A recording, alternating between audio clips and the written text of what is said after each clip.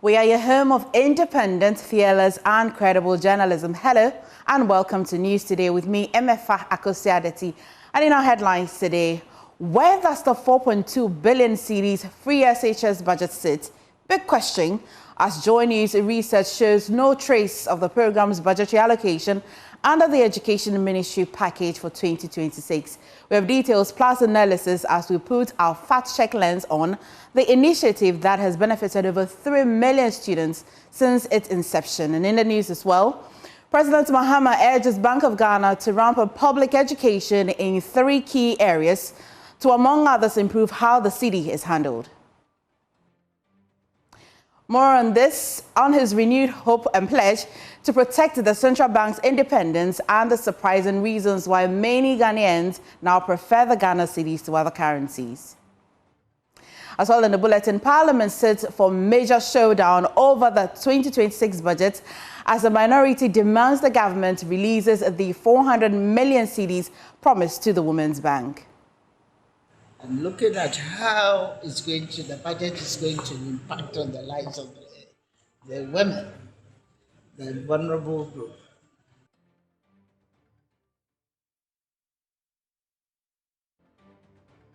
Faces a critical shortage of clinical psychologists as less than 20 clinical psychologists are currently employed by the government, with most based in the Greater Accra region and a few in the Ashanti region. Psychologists that are practicing in there that have been employed by government, they are not even more than 20. If you go to other parts of the country, the northern areas, in fact, there are some areas there's no psychologists there. For these and more, please stay.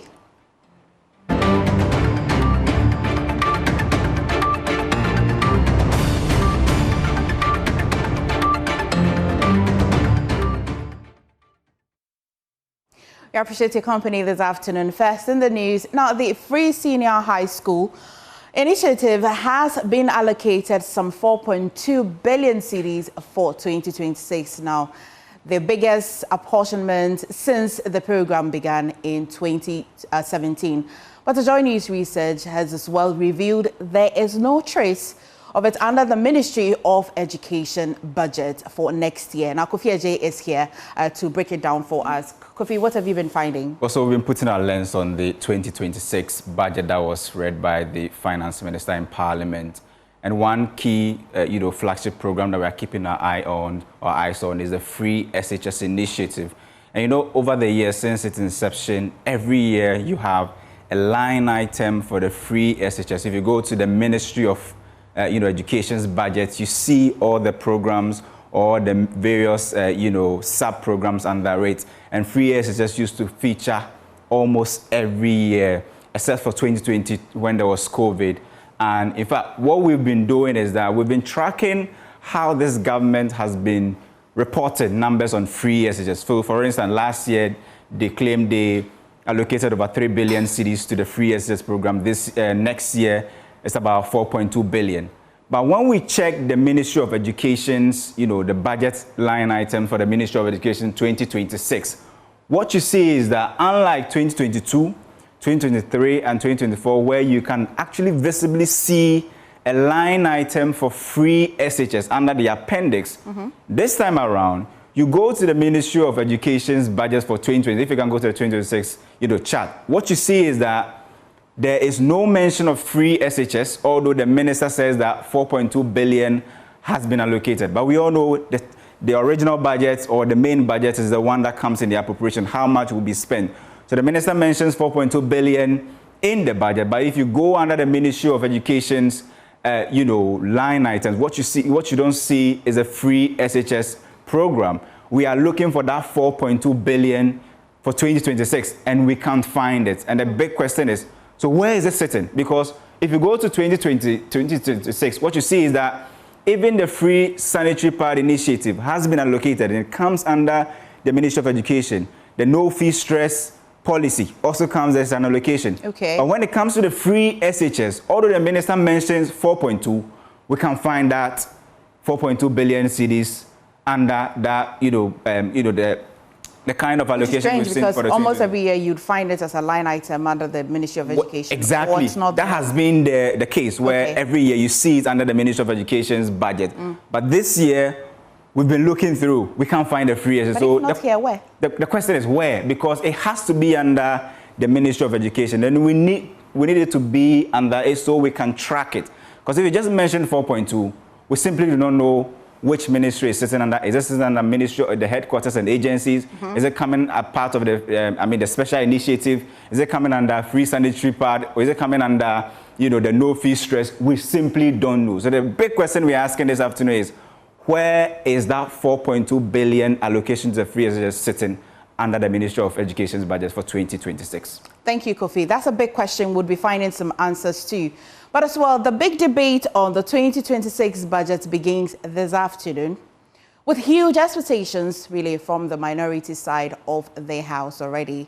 The tax reform announced by the Finance Minister, Dr. Kasiel Atoforsen, including the abolition of the COVID-19 levy, has sparked public debate really about how the government is expected to meet its 268 billion cedis expected revenue. We'll go live to Parliament and engage my colleague shortly. But first, listen to the Deputy Minority Leader, Patricia PJ. Implementation of the affirmative action bill. Okay. I'm looking at how the budget is going to impact on the lives of the women, the vulnerable group, and other children in general. So those are my insights. Because when women, children, and the vulnerable groups are well catered for, I think Ghana will say, always depend on the implementation aspect of it. If these policies may be good, but if the implementation is bad, it turns into a bad policy. If it's definitely. So they have brought different programs, and I think it is interesting for us to look at how it's going to affect the people. And that's the most important thing. We'll have to situate our population, our data, and then find out how it will impact positively on the lives of the people.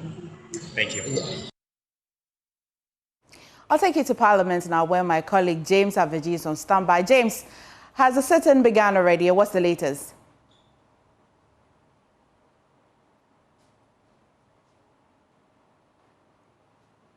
James, if you can hear me, has Parliament started? It's yet to begin, but as we speak, a number of the MPs are filing to the floor. I see a number of the minority leaders have already seated. The deputy minority leader, who we just heard from, Honorable Patricia PJ, is seated. Her whip, Frank Amobdom, as well as the second deputy whip, Jerry Ahmed Saib, are all seated. The minority leader himself is yet to make his way to the floor. I also do not see any member of the majority leadership yet. But earlier I saw the Honorable Robson Nelson that had on the floor, but he is not yet back to the floor.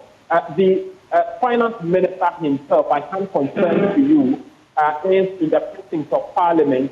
Just a while ago, he walked past us at the folio of Parliament, making himself to the debating room, and we expect him to get to the floor as we speak. Okay, then he is in your shot there, Honorable Dr. Kasiel Atoforsen there, having a quick interaction with the Minister for Government Communications there. And so he's on the floor now. 2 hours in, we're waiting on the Speaker to walk in and gavel the House into session to begin with the big debate. But apart from the big debate, there are a number of things they are expected to clear off the table before that budget debate starts. A number of ministers, including the Minister for Attorney General, is expected to appear before the House to answer a number of questions before they get into the debate. But from all indications we're getting from the minority, they will be heavy on some key things, including government revenue generation as well as allocation to the Big Push project. You recall that they had a press conference on Friday where they've been addressing a number of issues. Press conference on Friday where they've been addressing a number of issues. Key amongst them is the allocations to the Big Push. They say that government has not been transparent with that allocations. From their own calculations, they have arrived at a figure of 63 billion Ghana cedis, which is the total allocations to contractors under the Big Push. But so far, from the allocations of 13 billion last year and what we have this year, the figure is about 43 billion Ghana cedis. They want answers to the over 20 billion Ghana cedi difference, according to them. And so those are some of the things they'll be pushing. The COVID-19 abolishment under the tax reform, they say will lead to some revenue gap. But government is expecting to generate some 268 billion Ghana cedis. Question is, how does government expect to plug that revenue loss hole? And so those are the big issues. The indication we are having is that the minority will be pushing on the floor when the debate starts, as well as other projects that the government expect to be big on, especially in the 2026 budget. And so this is how the House looks like. A number of the MPs are seated. We're waiting for the Speaker to walk in to gather the House to order. Then we see how the day proceeds as far as the 2026 budget debate is concerned. MFR. Thank you so much, James. Of course, we shall be following keenly to see how that debate pans out in Parliament. Away from Parliament, the Ghana Psychological Association has raised alarm over a severe mental health gap in the country, revealing that less than 20 clinical psychologists are currently employed by the government, with most based in the Greater Accra region and only a few in the Ashanti region. This means 14 out of 16 regions have no government-employed clinical psychologists at all, leaving millions of Ghanaians, especially in the underserved areas, without access to essential mental health services. The association's president, Dr. Richmond Akwa Coleman, is also urging the government to support the integration of mental health screening into primary health care, a move he believes will reduce stigma and help more people seek support early. He made these remarks at the launch of this year's Psychology Week celebration and annual general meeting. In fact, it will interest you to know that if you take the Ghana health sector, for example, psychologists that are practicing in there that have been employed by government, they are not even more than 20. In fact, a lot of them, majority of them are even in Accra.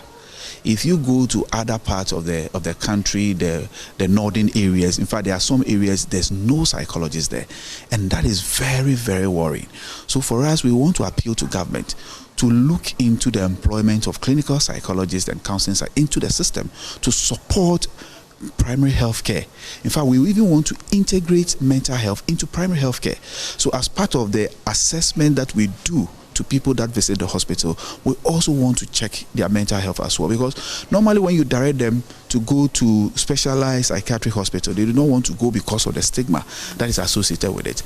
But if they go to any hospital as part of the OPD activities and their mental health is also checked as well, sometimes they will not even see it to be a problem. We also want to appeal to government also to also look into the remuneration. In fact, one of the reasons why a lot of people are not into the system is not because we do not have enough psychologists. We do, but just because it is not attractive.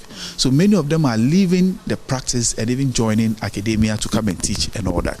So we should also look at it and make it more attractive.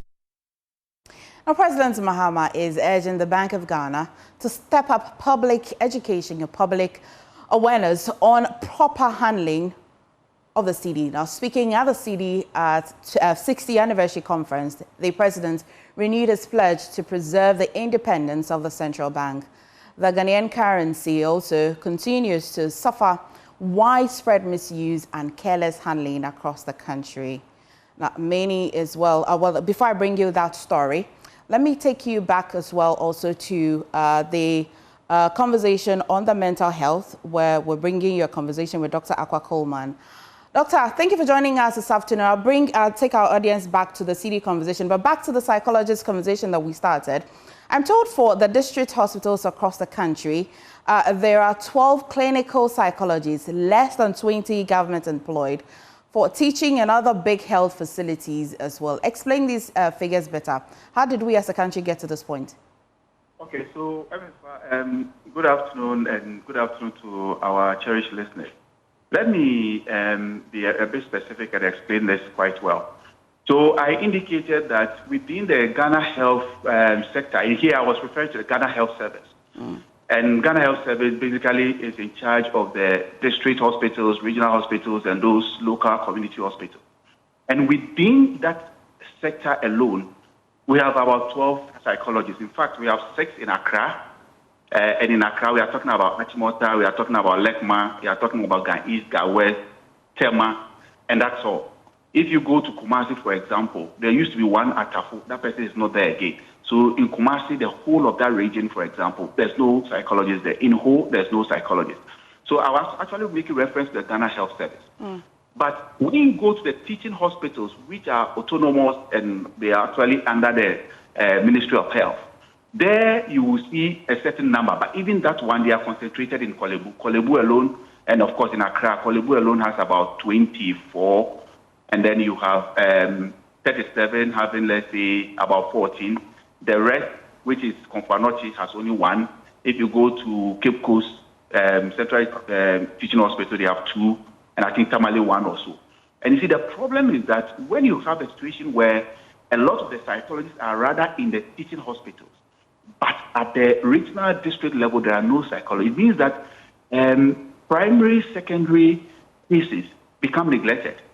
And of course, it's not, you don't directly assess some of the teaching hospitals. So the problem is that people are not able to assess psychological service. And that is very, very worrying. And all these things as a result of the fact that we have really paid very lip service to mental health issues in the country. Yes, we talk about it. We know how devastating it can be. But the investment, the personnel, bringing in people and resourcing them to work has always been an issue. And for example, the problem is that the psychologists that used to be in the system, they have all left. Some have left, traveled outside to go and work, majority of them. Others have also moved into training institutions to go and teach as lecturers and what have you, because the pay is a bit better. And government is not bothered in doing something about it to bring them into the system.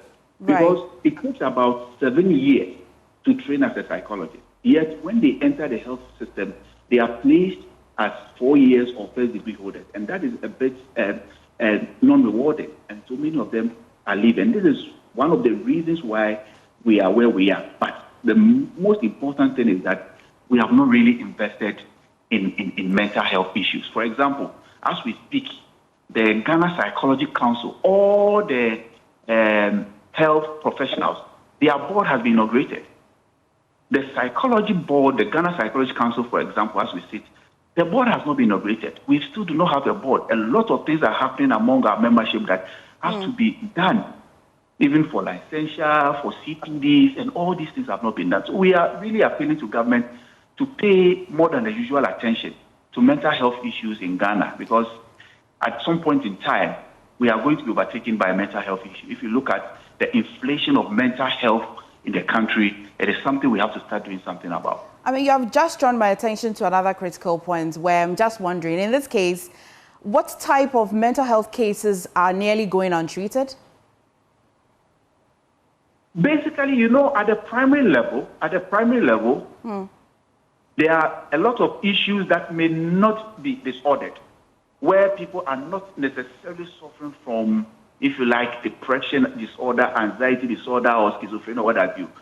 But people are dealing with issues, for example, sleep. They are not able to control their emotion. They just want somebody to speak to. For example, there are instances where somebody has to take some surgery, and the person is afraid. And as a result of that, he's even contemplating whether to do the surgery or not. And perhaps may not even go, or even when the person goes, because he's not mentally ready, it may have some other repercussions. So all these things, because there are no psychologists or counselors around to support or provide what we call liaison mental health, Many of these things are not properly handled. So people go into sometimes even physical medical care when their mind is not ready. Right. Again, we are also seeing situations where now people are rather resorting to other people who are more or less like they are counselors, but they are not trained, just because they want people they can speak to and they are not getting that. And the issues of depression, anxiety, suicidal issues, they are all because we are not screening some of these signals or symptoms right from the beginning. Because there are instances where people go to the hospital, they can be checked, their vitals and everything could be checked, and they think, okay, something could be wrong with them, perhaps at the workplace, at home, and all that. But we are not paying attention to that. We focus more on the physical aspect. Right. And eventually it degenerates into something that now gets out of hand. So we want mental health care, treatment, assessment should be part of primary health care. So that when people go to the hospital, as part of taking their vitals, we are also taking their mental health. We are screening them for some other mental health conditions so that as quickly as possible, it can be addressed or prevented before it gets out of hand. Dr. Akwa-Coleman, thank you for drawing the country's attention to this very important issue. Thank you very much. Right, in the news as well, President Mahama is urging the Bank of Ghana to step up public education on proper handling of the cedi. Speaking at the cedi at 60th anniversary conference, the president renewed his pledge to preserve the independence of the central bank. The Ghanaian currency continues to suffer widespread misuse and careless handling across the country. Many cedi notes are routinely crumpled, folded, written on or stained during everyday transactions. And so these efforts have culminated in a significant sign of credibility. Ghana's sovereign rating by S&P was upgraded recently from CCC plus / C to B minus B with a stable outlook on 7th November 2025.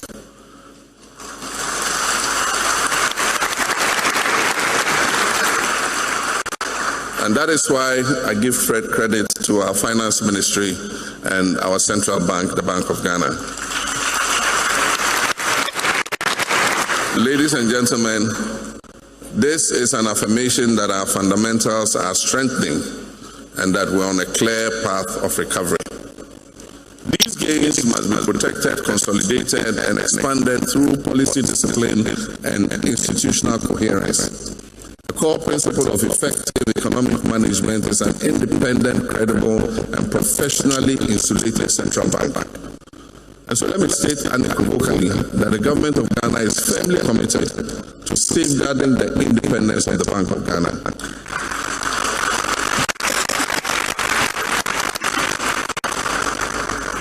A strong and autonomous central bank is essential for anchoring inflation expectations, for maintaining exchange rate stability, for enhancing investor and market confidence, and ensuring long-term policy credibility.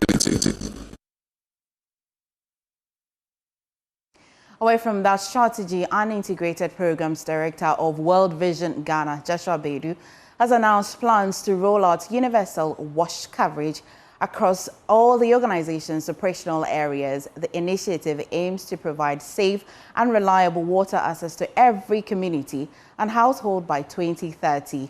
He explained that World Vision will collaborate closely with district assemblies and beneficiary areas, including Wa West, Wa East districts and surrounding communities, to ensure the program's successful implementation. Joshua Bedu made a disclosure during the commissioning of a new office for the Wa West area program at Wichau.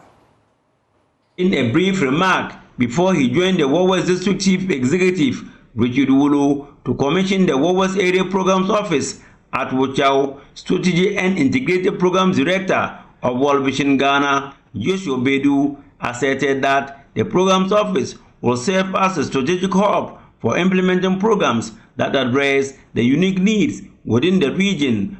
In 2022, we expanded our operations to Wa East, where we are currently providing support to over 26,000 vulnerable children and their families through our technical program in sectors of livelihood, food security, education, wash, and Child Protection.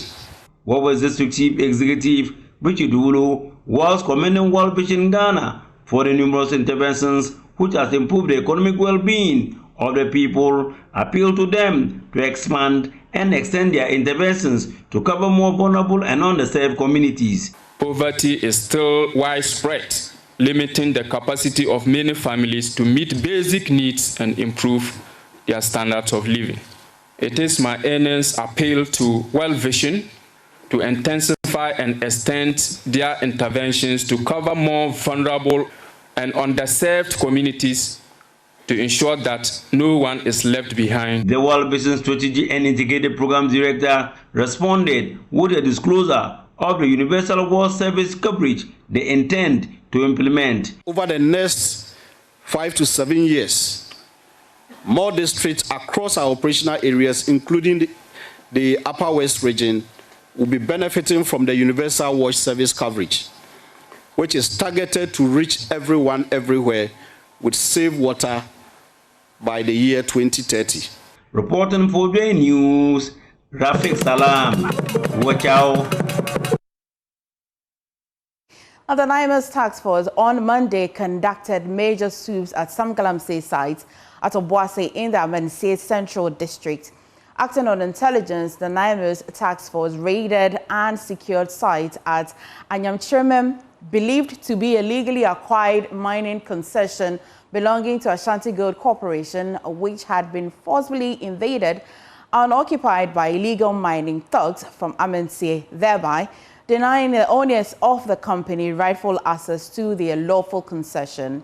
The task force further raided and secured other strategic areas around the Obuasi airport where illegal mining activities were ongoing, as recently reported. Some mining equipment, including motorbikes, vehicles, and water pumps, were seized. Several others, including makeshift structures and mining equipment, were destroyed, although the illegal miners took to their heels upon citing the NIMA's task force. One person suspected to be a key organizer of the illegal miners at Obuasi was apprehended, and he is currently in police custody for investigation and subsequent prosecution.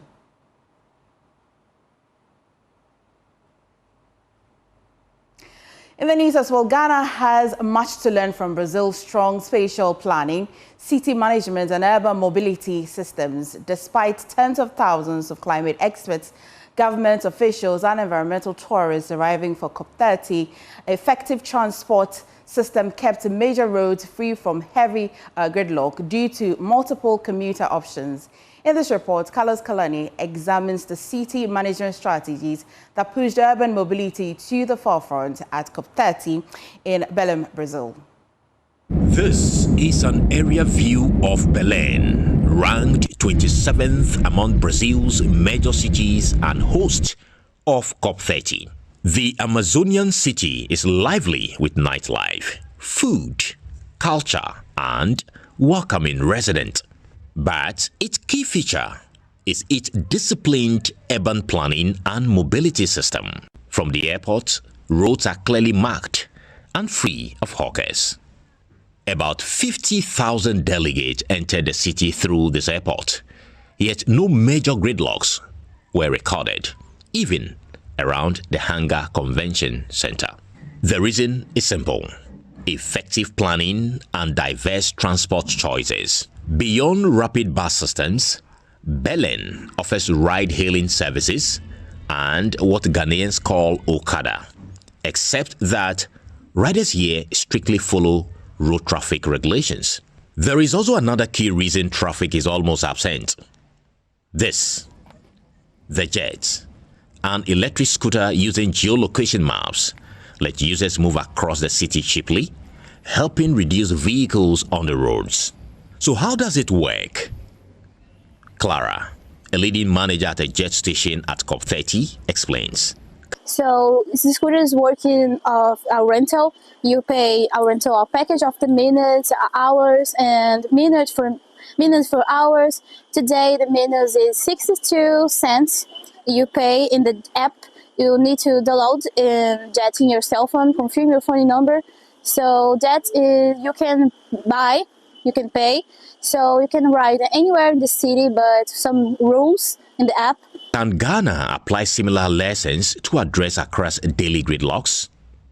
Dr. Nimue Thompson, chairman of the National Development Planning Commission, says cities need a radical shift in planning and local management to build future-ready urban spaces. If you want to grow and transform your national economy, you must grow and transform your local economy. I keep using Accra. I just recently came back from Bibiani. I drove from Accra to Bibiani. It was quite a depressing sight, to put it mildly, how the economy has become more and more informalized, often through the neglect and also conscious decisions by the district assemblies. Belém, though not among Brazil's top 10 cities, shows what modern urban planning and mobility can achieve.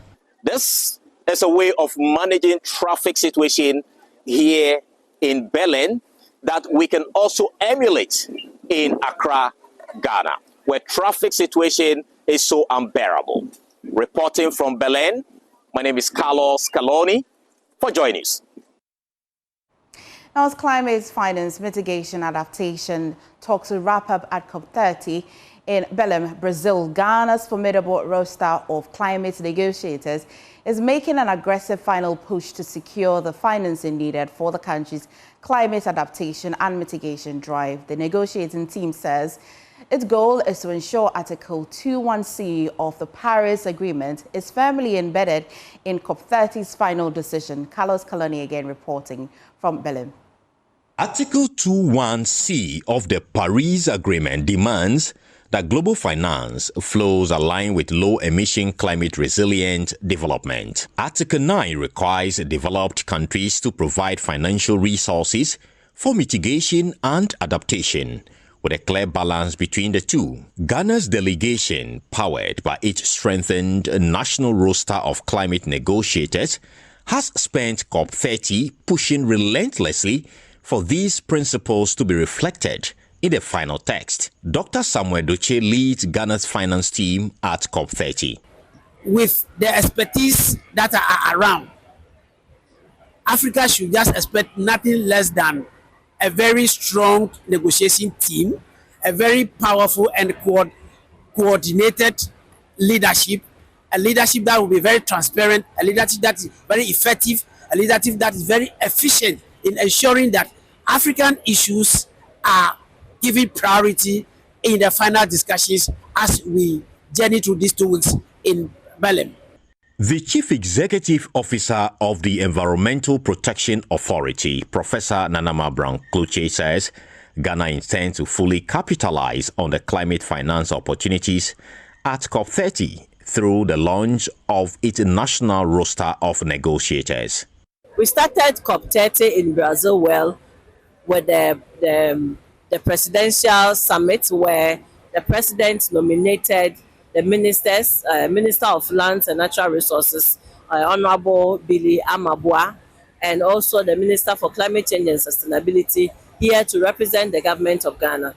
So this shows the political will of the country, and together with the roster that we have launched, it puts Ghana in preparedness for the opportunities that are there. Some youth negotiators at COP30 underscored the value of the national roster and urged government to expand training for young climate negotiators to safeguard Ghana's long-term influence. This is the first in sub-Saharan Africa. So far, we are the first country in sub-Saharan Africa to introduce the roster, even though it's part of the whole UNFCCC process that every country should have a roster of climate negotiators. But then when it comes to Africa, this is one. You need to be strategic in how you build capacity and technical expertise for the Africa group of negotiators, and particularly the senior experts in the country. We need to transition knowledge properly, and we have to do that consciously by having a program that supports young people to be trained in between the COPs before the COP actually happens. Reporting from COP30 here in Belém in Brazil, my name is Carlos Scaloni for JoyNews. You're watching News Today. Please stay. There's more after this.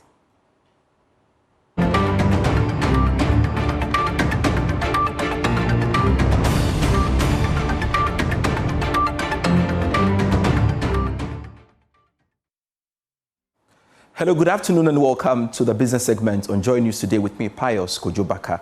Commissioner General of the Ghana Revenue Authority, Anthony Sapong, has hinted that the much-awaited Independent Tax Appeals Board has been passed and ready to be implemented from next year. We have more for you in this report.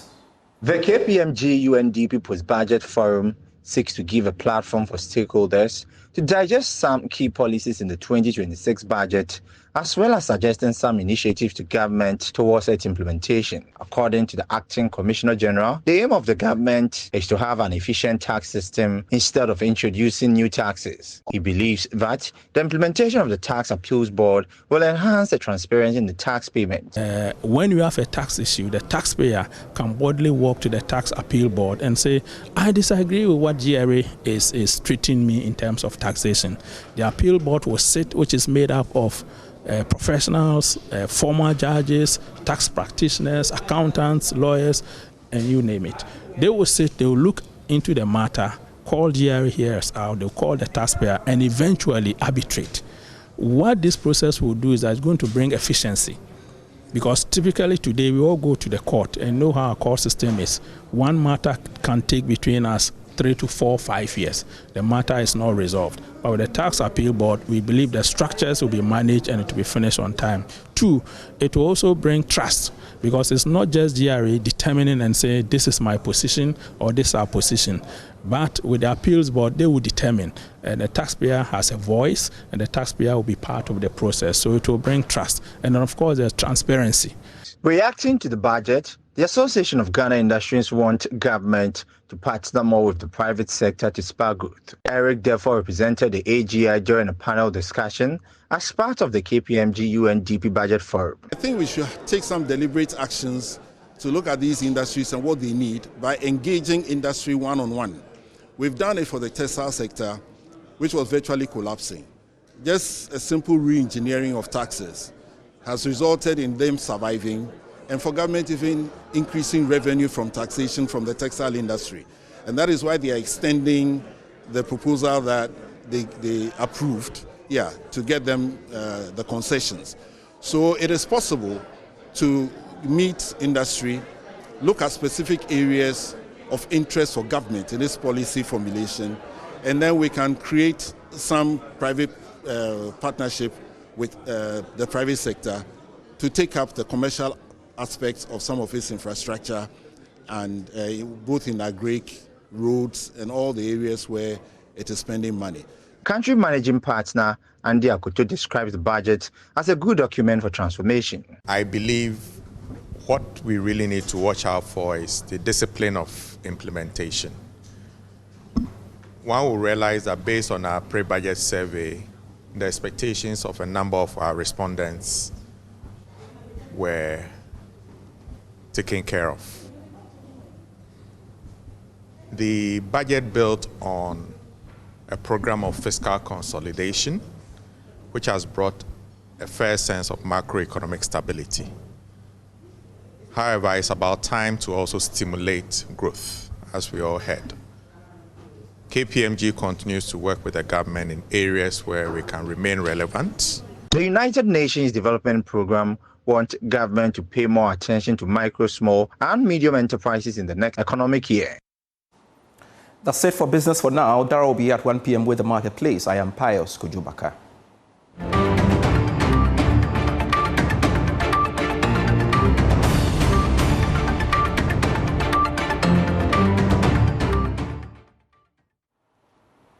And it's time now for Showbiz. I am Loy Shola Adeyemi. Let's get into our entertainment stories. Now, Ghanaian singer Molly is back. For the past 10 months, the Afropop star has been on an international tour, putting Ghana firmly on the global map. But guess what? The Shake It to the Max hitmaker has returned to the stage, delivering an electrifying performance at the just-ended tidal rave. I caught up with her at the event held at La Palm Beach Resort. Take a look at this.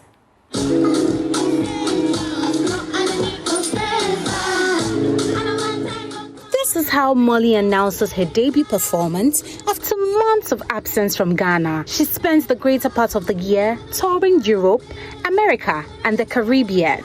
I went on like I wouldn't say tour because it was more like bookings. but I made it a whole thing. Molly was on the road like all through the summer, like the entire summer I was on the road. Like I was in the Caribbean, I was in like London, the USA. I haven't been to Europe yet. I haven't done much of Africa as well. You know, we're just getting started. Among other things, her return to Tidal Rave this year was to reconnect with her fan base and correct the perception that Shake It to the Max is her only hit track. I feel like a lot of Ghanaians have the general consensus that all I have is Shake It to the Max. It doesn't take much to do a quick Google search, or even like whatever music platform you use, be it Spotify, Apple Music, Audiomack. I have like a catalog, an entire catalog that I feel like you might fall in love with if you took the time to look into. With a renewed commitment to home, Molly revealed she'll be staging a major concert in Ghana very soon. Do have something coming up because I think it's super important to just connect with my audience here, so we do plan to have a little something, so just keep your ears pierced for the announcements. From touring the world to reconnecting with home, Molly says this new chapter is about giving more of herself to Ghana through music, performances, and the story she carries home.